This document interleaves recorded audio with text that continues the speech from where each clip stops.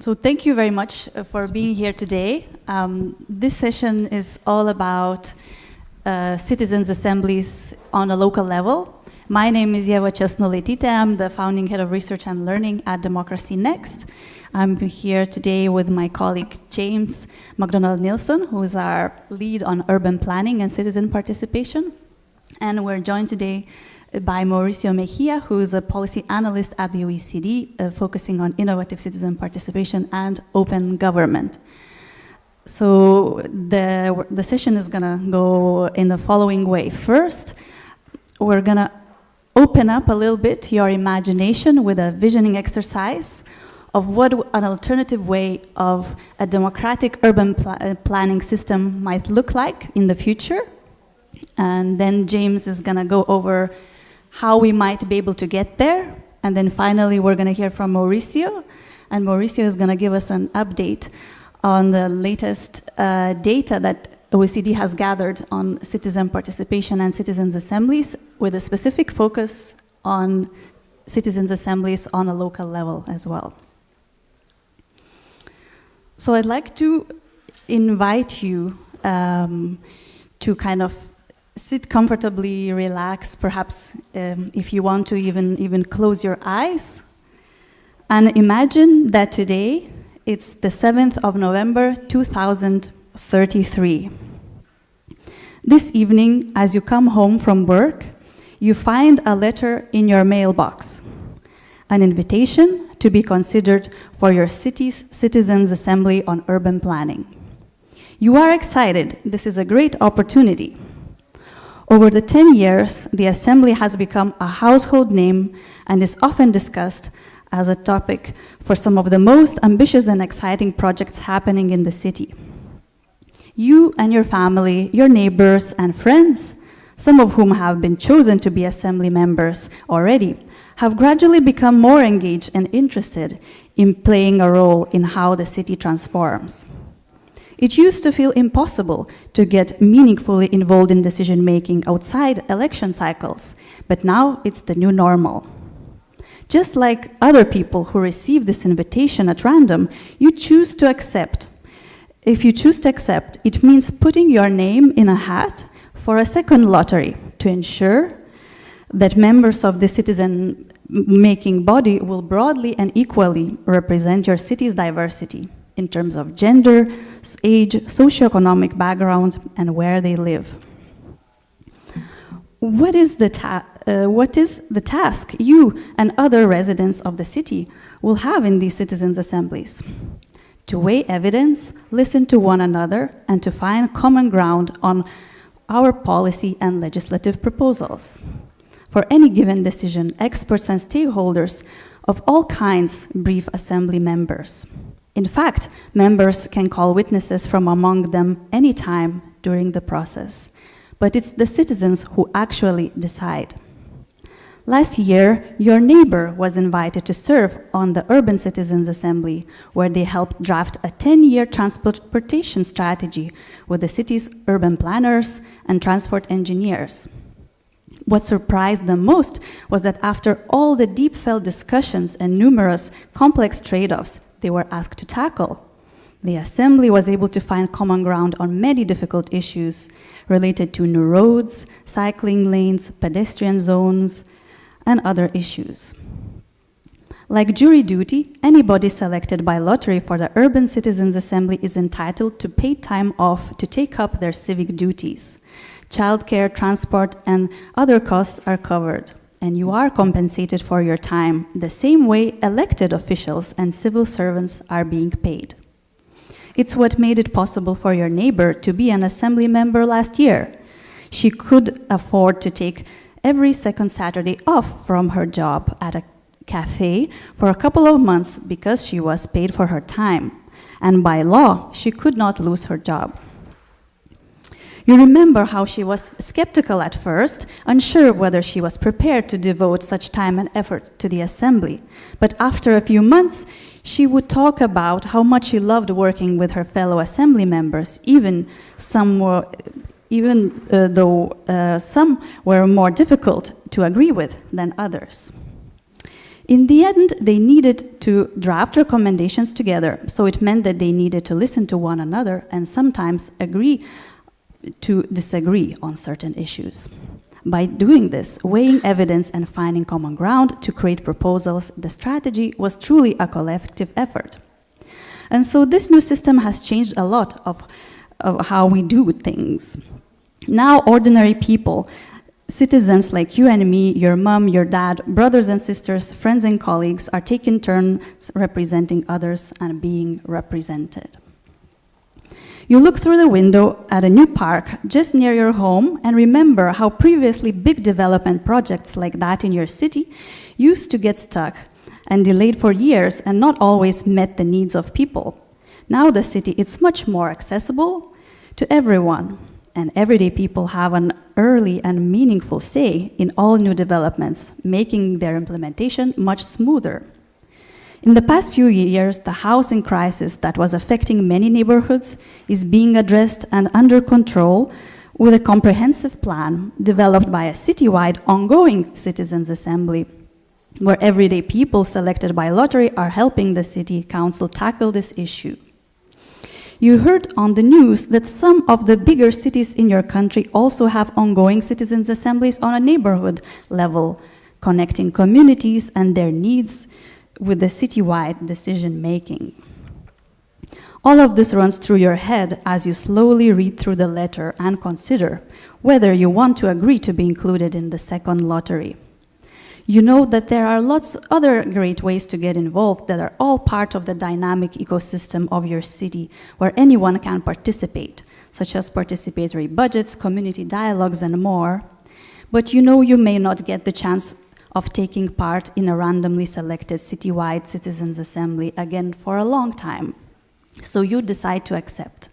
Now it's your chance to be part of something bigger and help shape the future of the city. So if you close your eyes, you can now open your eyes. And this vision and this dream of a new system, of a democratic way of taking decisions on urban planning, on all levels of urban planning cycles, can come true for cities. And in fact, it's already slowly happening in different parts of the world. Ad hoc, institutionalized citizens' assemblies are happening from Toronto to Bogota to Mexico. And the database that OECD has put together actually just underlines how these trends are slowly growing. So cities are really at the forefront of this democratic innovation. And I'd like to pass the word to James to explain to us in a little bit more of a practical way of how this one way of seeing the future and this one potential vision of the democratic urban planning might be put into practice through some practical steps.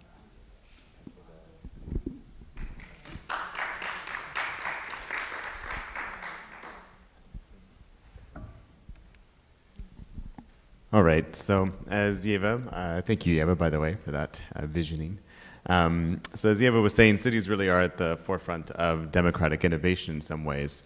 And the reason that cities are at this forefront of these innovations is because they're also at the forefront of immense challenges and complexities that we're facing today as a society, particularly related to the future of our urban environments. So some of the challenges we've started to look at within the work that we're doing at DemocracyNext relate to cities all experiencing affordable housing crisis, population growth, straining resources, environmental sustainability, public health, inequality, access to mobility.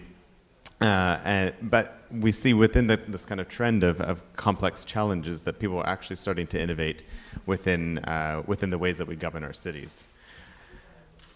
So one of the problems is not just the decisions themselves being taken and creating the kind of reality that we exist or that we live in today, but it's actually the way in which those decisions are taken. So in some cases, decisions in the urban planning level are quite stuck. Engagement, when it does exist, doesn't always have impact in the end result. People lack agency a lot of the times. And there's sort of a mistrust in the system because of these reasons. There's also generally a mismatch between people's desires and what planning rules actually allow. And then, of course, as actually we discussed in the last session, there's this historical inequalities, racial discrimination as well, that still exists and is perpetuated within cities. So just to, if everybody's not quite sure what a citizens' assembly is, I can give a very brief, switch here, sorry.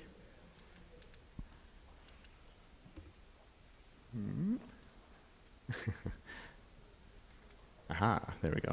I can just give a brief definition of what a citizens' assembly is here. So essentially, it's a group of people who are randomly selected through a lottery system, a two-stage lottery system, who are broadly representative of the community that they come from, who spend significant time learning about a particular issue and collaborating through facilitated deliberation to find common ground and form collective recommendations for policymakers and decision makers and the community at large. So overall, the benefits of citizens' assemblies we found are that it increases people's agency, it helps them deal with complex problems because of the sort of length of time and resources that they're given to deal with a particular issue. It helps to actually strengthen social cohesion, particularly around polarizing issues. It also taps into the collective intelligence of a group that maybe you don't always get when you have decision makers who are technocrats, who don't have sort of the wider breadth of intelligence that society as a whole has. It also increases levels of trust as well between decision makers and citizens, and between the citizens themselves and the decision makers too. So specifically, what are the benefits for citizens' assemblies in cities? So for public authorities, we really see that there's this opportunity to build a greater legitimacy and accountability in order to enable action as well. So particularly on decisions that are hard to take, where authorities are kind of stuck as well. Citizens' assemblies also tend to lead to better quality visions and plans and projects, which is good for everybody in an urban environment. There we go. For developers and investors, actually, citizens' assemblies can help to decrease risk. In some ways, a lot of projects actually get stuck early on in the beginning of a project because there's very little citizen engagement. It can also help the developers in actually creating value for their projects. Oops. Sorry, I'm having trouble with the clicker here. But in general as well, citizens' assemblies for citizens is that it actually helps to create better neighborhoods, helps to create better places for people to live in, and actually people feel genuinely represented by the assemblies themselves. So what we see in the citizens' assemblies for cities is that of course there's many examples of one-off ad hoc examples, but realistically, the way to kind of see a longer-term benefit to this is to go beyond creating one-off processes, but actually going for a more systemic approach that uses citizens' assemblies on a more regular basis. So I'll go through a little bit of our proposal here, the kind of work that we've been doing to understand what types of assemblies could be used in an urban context. So at one level, we see this happening in a lot of places. We actually include the example from Belém, which has been run by Delibera Brazil in the last few months, where they've deliberated specifically over waste management within sort of vulnerable neighborhoods of the city itself. And in this case, the ad hoc citizens assembly is done to really tackle a very specific, very targeted kind of issue. So we can see that as an entry point for cities who maybe haven't done any citizens' assemblies, that this could be a way to generate learnings from that experience and to really be able to kind of use it as an experience to learn how they could do it in a more systematic way. Another opportunity is to use citizens' assemblies at a community level. So in some cities, this could be at a borough or ward or district level. And in this sense, we're proposing in this sense an ongoing community citizens' assembly. So people are rotated in and out of the assembly on an ongoing basis, but the assembly is a standing body and continually provides feedback on projects that have a local impact in their particular neighborhood. They can also request a specific ad hoc assembly on a particularly contentious issue or development. And finally, we have the idea of an ongoing citywide assembly. So again, we've seen examples in the past, like in Bogota, where they have had the itinerant citizens assembly over the last 3 years, which has sort of followed the electoral cycle and has been in place since their last mayor was elected. And in that case, the citizens worked for a number of years to develop the city's sort of longer term plan. So at this scale, you can have a representative group of people of the entire city who have input and give recommendations for the long-term strategies, sustainability strategies, or climate strategies for the city as a whole. So this gives you really a very brief kind of overview of this work that we're doing right now, but we are developing it and have been developing it for a number of months with a group of 15 task force members.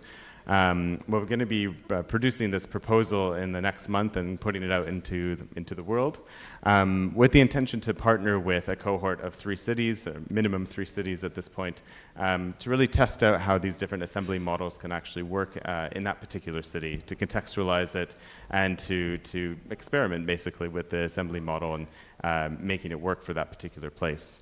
So you can scan here if you wanted to check that out. So essentially, what we're trying to say here is that, by tapping into the ideas and energy and the collective wisdom of everyone, we can really start to address some of the societal challenges and overcome a lot of the polarization that we see and strengthen trust. And the last thing that we'll mention here too is a project that Ieva, my colleague Ieva, has been working on for months and has launched recently, is the Assembling an Assembly Guide. So if you want to actually understand a bit better the details and technicalities that go into actually initiating an assembly and running an assembly, right down to the details of how an invitation should look or be written, we have an extensive online resource and website now that you can access through the URL here. All right. Thanks very much, James, for this presentation. We'll have a chance to ask some questions and answers as well in a moment if you have any pressing questions. And just before we go into that, I'll also give the floor to Mauricio Mejia to share some exciting new data not seen before, actually. So it's a world premiere. Take the floor, Mauricio, please. Thank you, Ieva. Y voy a hablar en español porque no me pasa muy seguido poder hablar en español. Como Ieva dijo, trabajo en la OCDE, que es la Organización de Cooperación y Desarrollo Económicos, una organización internacional basada en París. Y ahora, pero les invito, esto es un pequeño preview para invitarles a todos a participar a las 6 de la tarde, en lo que sí voy a presentar todos los datos de la base de datos que estamos colectando en la OCDE y que colectamos cada 2 años. Entonces, hoy en día tenemos alrededor de 750 casos y de los cuales unas tendencias que la idea es presentarles hoy y sobre todo casos concretos de qué significa o qué es una asamblea ciudadana a nivel local. Si logro moverla. Muy bien. Entonces, como les decía, de los 714 casos que hemos detallado y colectado, seguimos colectando, así que la versión final la publicaremos a principios de diciembre, pero vemos que estas asambleas son utilizadas en todos los niveles de gobierno, internacional, nacional, pero sobre todo 84% de los casos que tenemos son implementados ya sea por un gobierno regional o un gobierno local, en la mayoría de los casos ciudades. Y antes, bueno, perdón, se me pasó una, pero esto quiere decir que vemos que, como James y Ieva lo mencionaron, el objetivo y el caso concreto y el uso concreto de estos procesos a nivel local es muy beneficioso y es muy tangible. ¿Por qué? Porque las ciudades o los niveles locales de gobierno resuelven y atienden problemas muy concretos de la población, como pueden ser educación, salud, transporte, seguridad, dependiendo del país y del contexto, y es en estos casos que las asambleas deliberativas pueden responder, ya sea, como James lo puso, a ayudar a tener opciones de diseño, a tener recomendaciones de política pública o a dar unos ciertos lineamientos o unos ciertos objetivos que después la autoridad pública puede seguir adelante. Quería mostrarles 4 ejemplos que me parecen bastante diferentes, pero bastante claros de cuál es el impacto y diferentes modelos que cambian en algunas cuestiones, pero que en cada contexto de esos hay algunos aprendizajes interesantes que se pueden llevar tal vez a otras ciudades o a otros niveles locales de gobierno. El primero, y este me parece muy interesante, no solo porque estamos ayudando en el diseño, pero este es en GZM Metrópolis en Polonia, en la parte sur, en Silesia, en Polonia, y aquí son un conglomerado de pequeñas ciudades que forman esta metrópolis, en la cual va a haber una línea de tren, unas líneas ferroviarias que van a atravesar la ciudad. Por lo cual, lo que quería la autoridad pública es involucrar a la ciudadanía para que los ciudadanas y ciudadanos puedan utilizar los transportes públicos, porque veían que había una reticencia a usar estas infraestructuras. Ya que la línea de metro no se podía decidir, ya estaba decidida, se enfocaron en entender cuáles son los primeros blocajes o qué es lo que hace que la gente no use esos transportes públicos. Y lo que diseñamos es un proceso, digamos, de maxi público a mini público para poder hacer que mucha más gente participe y no solo los ciudadanos que son seleccionados al azar para la Asamblea Ciudadana. Y el primer paso fue una consulta en línea, lo más amplio posible, todos los residentes, pero también la gente que venía por trabajo, aunque no vive en las ciudades, puede participar con el objetivo de entender cuál es la barrera a utilizar el transporte público, qué es lo que no funciona. De esa consulta se sacaron algunas conclusiones y la primera fue que es porque las estaciones o los puntos en donde se usa el transporte no son accesibles, no son llamativos, no invitan a las personas a utilizar el servicio, sobre todo para las personas mayores, personas con discapacidad, mujeres que se sienten en situación de vulnerabilidad, etc. Entonces, ese fue, digamos, el tema que se decidió usar para todo el proceso de deliberación. Cómo hacer que la interfase entre la estación de metro y la ciudad sea lo más accesible y lo más amigable posible para fomentar el uso del transporte. Después de eso se organizaron 10 caminatas de investigación en las cuales vecinos de esas áreas fueron, digamos, a mapear. Y literal fue un mapeo de qué es lo que existe, cómo está hoy la calle, cuáles son los problemas, qué se podría hacer. Todo esto para crear evidencia que después se llevó a unas mesas de expertos para verificar qué es factible, qué no es factible, cuáles son los, digamos, métodos más innovadores en otros países y poder generar un reporte, que es lo que estamos publicando en las próximas semanas, y ese reporte va a ser la base de evidencia que se dará a la Asamblea Deliberativa que tendrá lugar el próximo año. Esta es una pequeña versión, es un jurado ciudadano más que una asamblea, son 35 residentes, justamente repartidos a través de todo el eje que va a atravesar la línea ferroviaria. Y durante 2 días van a estudiar todo este mapeo, toda esta investigación que otros ciudadanas y ciudadanos entregaron para poder dar recomendaciones de diseño. No son recomendaciones de política pública, porque la política pública de dónde va a pasar el transporte ya se decidió, pero es más cómo hacer que el diseño de esas estaciones sea lo más amigable, sea lo más, digamos, atractivo para que la ciudadanía pueda usar la futura línea. Esto es en Polonia. Nos vamos a otro contexto, en Bosnia-Herzegovina, en el este de Europa, en la ciudad de Mostar. Y este ejemplo es muy interesante porque Bosnia-Herzegovina tiene un alto nivel de polarización y sobre todo un alto nivel de dificultades de diferencias étnicas. Y entonces, al tratar de tomar decisiones públicas, se llegaba muy fácilmente a barreras políticas, a dificultad de entender, a dificultad de poder generar consenso.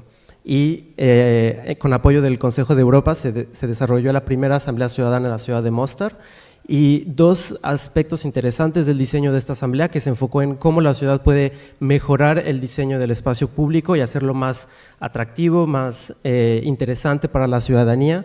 Fueron 48 ciudadanos sorteados al azar, y justo la pregunta no fue decidida por la autoridad pública, pero fue también un proceso participativo.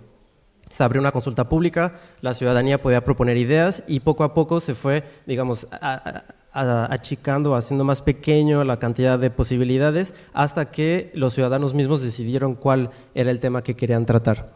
Bueno, ahí pueden ver el detalle, fueron 4 fines de semana en los cuales al final las recomendaciones fueron cotrabajadas con la autoridad pública para cerciorarse que esas recomendaciones puedan ser implementadas y que no sea una wish list imposible para la implementación. El Consejo de la Ciudad votó un plan de acción en el cual integran ya estas recomendaciones y de una cierta manera se compromete a implementar los resultados, y actualmente se están implementando las recomendaciones de esta asamblea. En otro contexto, en Portugal, en Lisboa, y aquí este y el siguiente ejemplo son lo que James hace la diferencia entre asambleas ad hoc que funcionan una vez, como es el caso de GZM y Mostar. Por el momento solo son, digamos, ejemplos de una ocasión, de una experimentación. hay una voluntad de continuarlas, pero por el momento son a voluntad de la autoridad pública. En comparación, el caso de Lisboa y el siguiente en Bogotá son institucionalizadas, es decir, que hay una voluntad o una ley, un reglamento para que éstas se mantengan a lo largo del tiempo.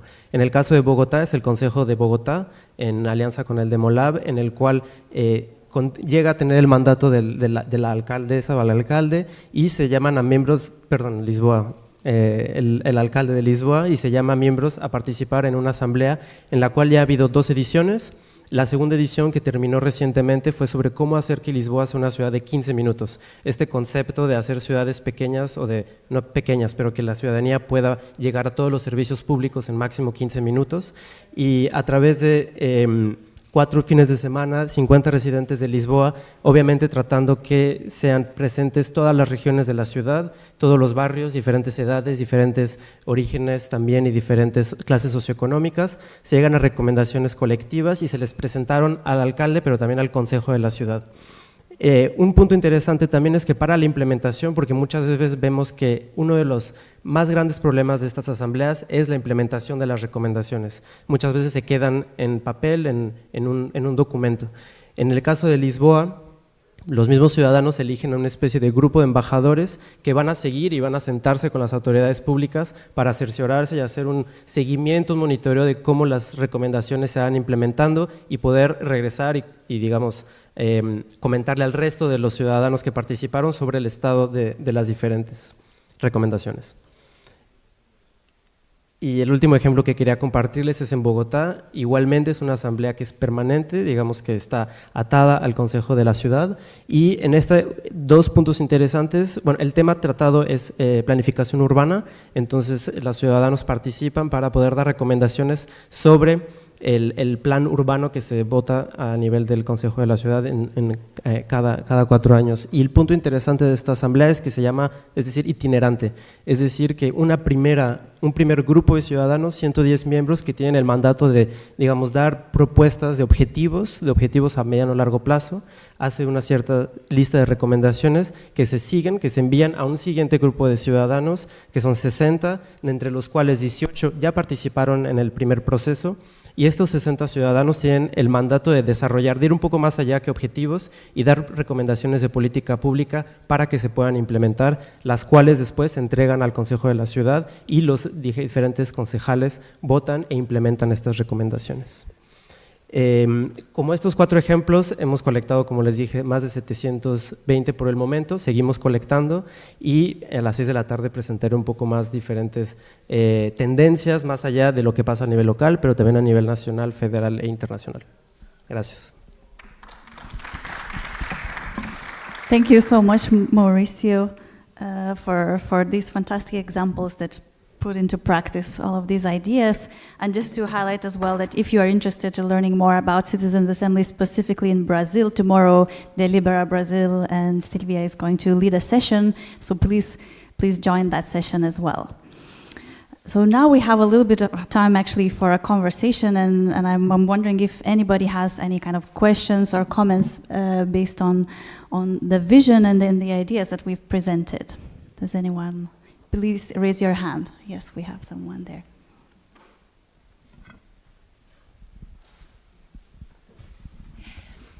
I will make the question in English.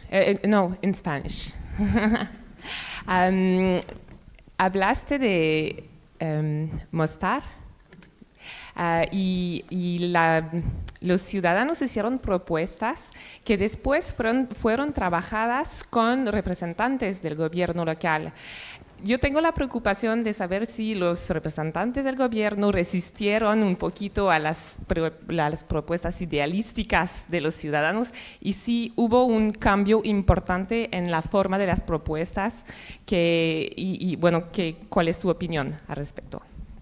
Sí, creo que la palabra trabajar con ellos no es que se sentaron en par representantes de gobierno con los ciudadanos, es más que una vez que tuvieron un primer borrador de las recomendaciones que iban a votar en la última sesión, ese borrador se consultó con representantes del gobierno local para poder ellos explicarles en una sesión con los ciudadanos que participaron, por ejemplo, cuáles no son los mandatos de la ciudad, qué es lo que el gobierno local no puede hacer, justamente para que no hubiera recomendaciones que después no pueden ser implementadas o no pueden ser aceptadas porque van más allá del mandato de la autoridad local o porque muchas veces hay cuestiones legales, ¿no? El presupuesto ya fue votado, entonces en los próximos X años no se puede implementar nuevas recomendaciones o por regulaciones internacionales, europeas, etcétera, estamos obligados a hacer tal cosa. Entonces fue más un ejercicio de pedagogía y de explicación de cómo digamos, los límites de la gobernanza de la ciudad de Mostar, más que sentarse juntos a escribirlas, pero el objetivo era reducir lo más posible las recomendaciones que caerían un poco al vacío. ¿Alguna otra pregunta?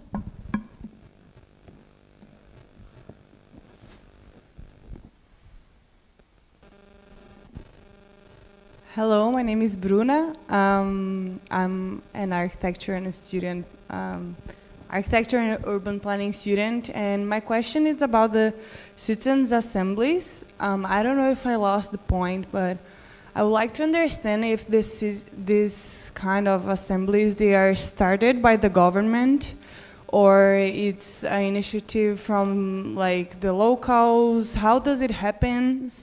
And how does like the decisions and the thoughts that comes from these assemblies, they get into the government, and how they implement this in their planning and consider all the thoughts to design the city? That's my question. Thanks very much.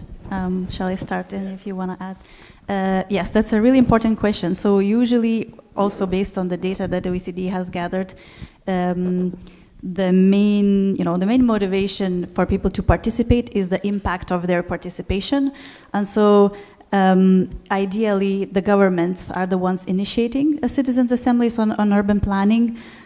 Usually it happens through the kind of advocacy from NGOs and from universities as well. So if a government initiates a citizen assembly, then it's the easiest to actually ensure the follow-up of those recommendations because they are interested, they're motivated, they make the room, they select an appropriate time for a citizens assembly to feed into their policy-making cycle. However, that's not to say that it cannot happen bottom-up. There are many assemblies that have happened that they were initiated by NGOs to show governments on different levels of governance that assemblies are a useful method of involving citizens, and in this way you could never fully ensure that the recommendations will be taken on board by the government, but sometimes they are, and sometimes it's a way to just demonstrate the model in a place for the first time, and then the next time perhaps the government is the one initiating it. And we've also seen academics and universities organizing citizens' assemblies to also demonstrate how the model works, and sometimes also in collaboration with NGOs and with governments as well. What kind of we are proposing ideally for the future for a systemic change, we'd need governments initiating these citizens' assemblies on different levels of governance, but also possibly with opportunities for citizens to initiate them as well. So for example, in the Austrian state of Vorarlberg, you can collect 1,000 signatures to initiate a small citizens' assembly on a specific question. So there is this way to kind of, to have the bottom-up initiative for a citizens' assembly. But in a case when we're talking about, urban planning, long-term planning decisions, in my view at least, it's up to the government to actually create the room and to take care of opening up that space and for citizens to be involved, because it requires quite some resources to organize these processes as well. And so, I don't know if any of you would like to add. Yeah, I can come in. So part of that, of course, is to your question around impact and whether the governments actually take these recommendations and actually do anything with them. Of course, we've seen cases where that doesn't happen, and it's a realistic case, and it's unfortunate. But there are cases as well where legal mechanisms have been created so that the parliament or the city councillors would have to actually debate on the particular issue or the particular recommendations that were created a minimum number of times. So it at least shows an initial step towards them having to actually consider it and actually having to give a public response. A part of it also too, and we see this in some cases, like in Ireland, for example, where they have been holding citizens' assemblies to tackle very complex constitutional issues around abortion and same-sex marriage and those kinds of things, where it's taken about a decade, but at this point, it's actually become quite common knowledge within Ireland that citizens' assemblies can actually create quite good recommendations or quite bold recommendations for changing the constitution. And in that case, people now have it kind of in their collective consciousness that it is a very valuable tool, and to the point now where you have members of parliament who are actually kind of fighting over what issue is going to be put to the next citizens' assembly. So it's certainly not something that can happen overnight. It's not something that we can necessarily expect current governments to take on right away, but it's certainly something that with time and with kind of the right conditions and commitment also from the beginning from public authorities to take in the recommendations and actually enact on them, it can happen with time for sure. Another question?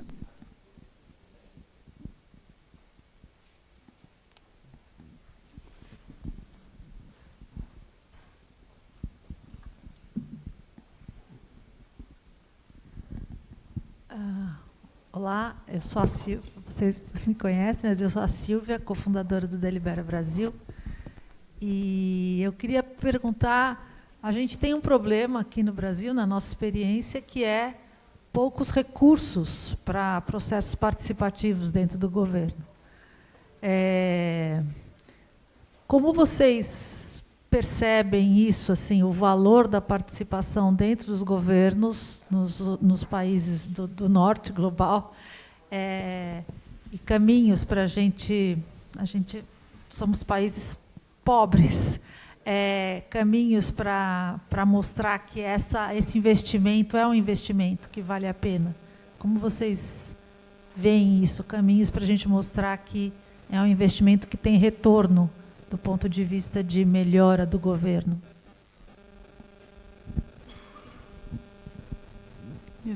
Yeah, go ahead. Te voy a responder en español porque si no en portugués va a ser un poco atropellado, pero creo que ese problema no solo es en Brasil y muchas veces no solo es en el sur global, también nos cuesta también desde la OCDE convencer a países del norte global del valor que este tipo de asambleas, por ejemplo, conlleva, pero creo que hay dos, sino tres puntos. Uno es cambiar cómo vemos lo que cuesta la democracia.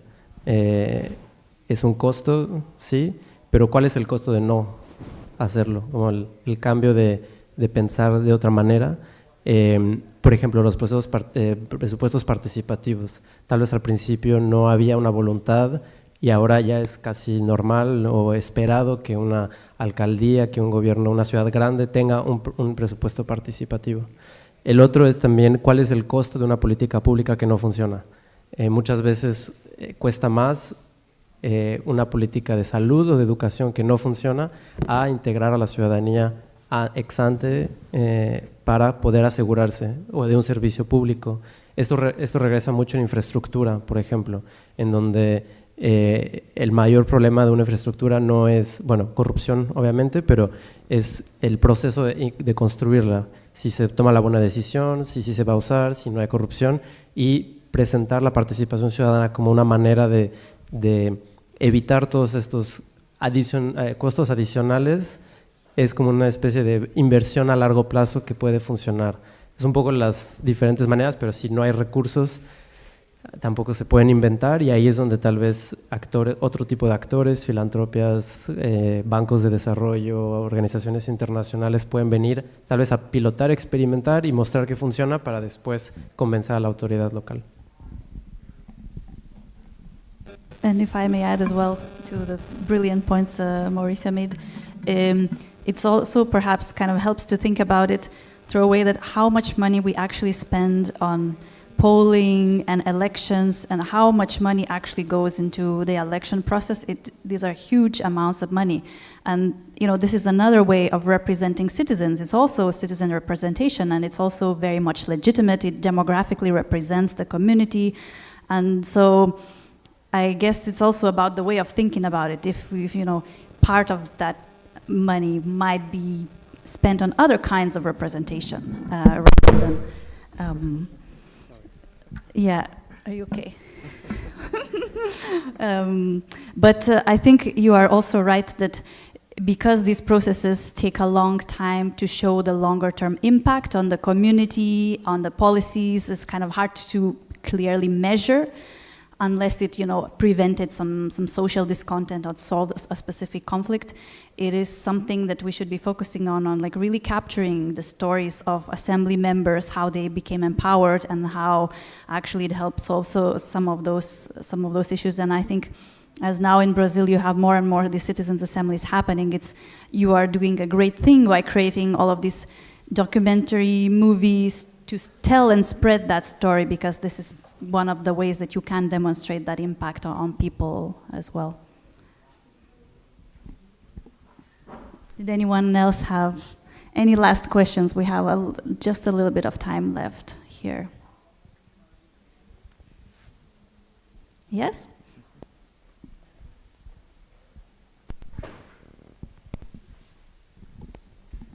Gracias. Voy a hacer mi pregunta en español. Soy José María Marín de Open Government Partnership. Entonces, una pregunta. Si muchos de los problemas tienen que ver con los consejos y la toma de decisión en la politización, ¿qué opinan de la idea de deshacernos de miembros electos del consejo y reemplazar eso con asambleas ciudadanas representativas para la decisión de leyes, para la decisión de presupuestos? Me gustaría saber qué opinarían de esa idea.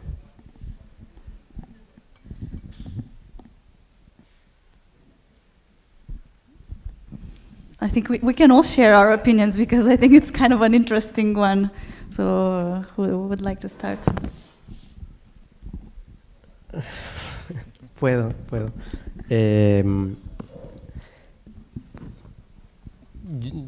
Yo creo que es interesante el combinar los dos, y creo que la mayor posibilidad que le demos a la ciudadanía de ser representante, es decir, teniendo asambleas institucionalizadas que se mantengan no solo a nivel local, pero también, ¿por qué no cambiar el Senado por una asamblea, bueno, en sistemas bicamerales, una cámara que sea ciudadana, una cámara que sea electa? Es decir, para mí creo que hay que multiplicar estos espacios para que más ciudadanas y ciudadanos puedan representar a sus co-ciudadanas y ciudadanos en algún momento.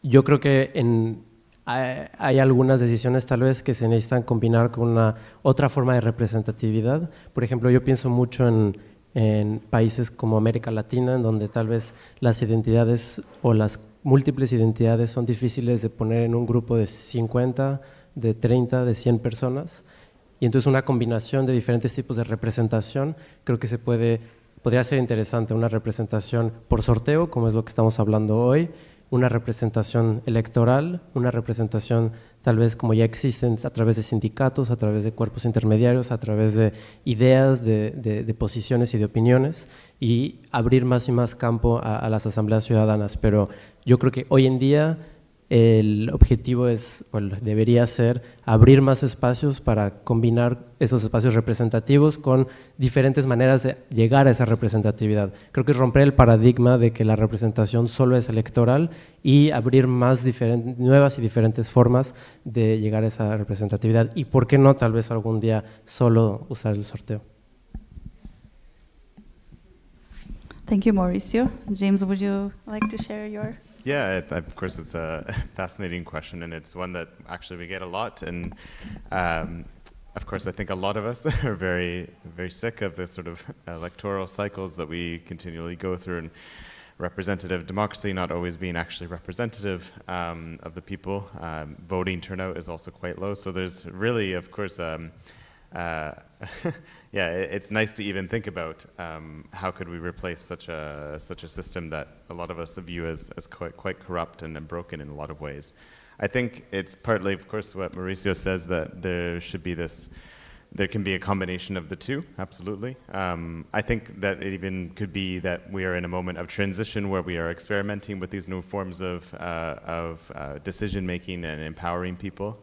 I don't know. I think that it would be an interesting experiment if we completely replaced politicians or elected officials in any way with citizen bodies. I actually have an example of a political party that actually uses citizens' assemblies, which I find quite interesting. So in Belgium, in the regional parliament, there's a party called the Agora Party, and they only vote on legislation within the parliament that has been first deliberated over by a citizens' assembly. So the party itself organizes a citizens' assembly. They have a representative who sits in the parliament, but they only actually place their vote on legislative issues when it's actually been voted on, or deliberated over, I should say, by a citizens' assembly.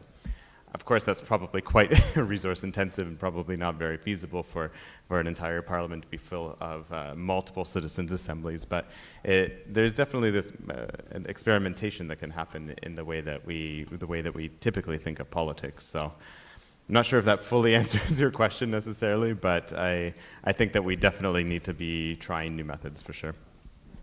Thanks, James. I think that there is for sure a need for political leadership, and so if you replace everything, with randomly selected citizens, you are not going to have that. So I think we can't really lose that. But I do believe in the need for serious reform and much more randomly selected citizens and deliberation in the political system. And there's, different ways that can be done. And like, for example, in the very first Permanent Citizens Assembly in Belgium, in the German-speaking community of Belgium, they have a Permanent Citizens Council composed of 24 randomly selected citizens, and then a regional parliament composed of 25 members of parliament. So it's basically a bicameral system, which half of it is randomly selected and half of them is elected. And what is quite interesting, that I had a chance to speak to the politicians of this regional parliament, and they've been for the past 4 years interacting with this randomly selected citizens body, and they've noticed that when you cannot really negotiate with the citizens in your usual ways, because these citizens, they don't have party interests, so you can't really kind of behave with them in a similar way you would interact with different political party representatives. And it has changed the way that political parties actually in the regional parliament interact amongst themselves. So it's transforming this adversarial political culture and also adding all these other benefits that we've talked about. So I am quite curious about a potentially a bicameral system and how that might work. But as I mentioned, I feel there's political leadership that is crucial, that has to somehow be maintained as well. Okay, any other question? I think it's the last one. Sorry, guys. Na verdade, não é uma questão, eu queria acrescentar uma experiência que aqui no Brasil a gente não só apenas tem os parlamentos e os representantes eleitos, mas a gente tem os conselhos, as conferências, que é uma outra forma de representação extraparlamentar, mas de liderança política, como a Ieva falou, muito importante, mas que essa combinação da participação cidadã, né, da deliberação cidadã, com outras instâncias de participação e de deliberação pública é muito importante. E eu sempre digo que a gente também tem que saber reconhecer que nem todas as pessoas, aliás, acho que muito poucas pessoas querem dedicar tanto tempo assim à participação política. Eles têm coisas, às vezes, mais importantes para fazer, cuidar de filho, trabalhar, criar, se divertir. Então, os cidadãos também querem dedicar pouco tempo, mas que seja otimizado, que seja um tempo que eles possam interferir e influenciar de verdade. Uma última pergunta? A last question, perhaps? Yes, if there's a last question. Yes, please. Anyone? No? So, All right, thanks very much, everyone, for joining the session. It was an interesting one, at least for me. And please come hear the database presentation by Mauricio at 6 p.m. at the speaker corner, and then a session on citizens' assemblies in Brazil tomorrow. Thank you.